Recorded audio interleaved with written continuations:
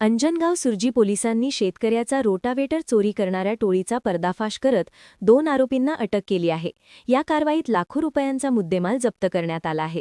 पोलिसांकडून मिळालेल्या माहितीनुसार तक्रारदार विशाल अरुणराव निकम वय 38 राहणार बोरगाव ता अंजनगाव सुर्जी यांनी दिलेल्या फिर्यादीवरून दिनांक 18 फेब्रुवारी रोजी अंजनगाव सुर्जी पोलीस ठाण्यात गुन्हा दाखल करण्यात आला होता।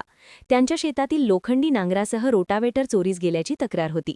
या प्रकरणी पोलीस निरीक्षक सूरज बोडे यांच्या मार्गदर्शनाखाली तपास पथकाने तांत्रिक माहिती व गुप्त बातमीदारांच्या सहाय्याने 2 आरोपींना ताब्यात घेतले।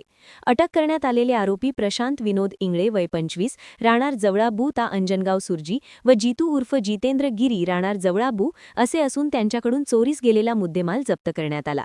जप्त करण्यात आलेल्या मुद्देमालात एस्कॉर्ट्स कुबोटा कंपनीचा tractor model PP 431E1 engine क्रमांक E385 1474 तसेच महिंद्रा कंपनीचा पॉवर स्प्रे पंप आदी साहित्याचा समावेश आहे।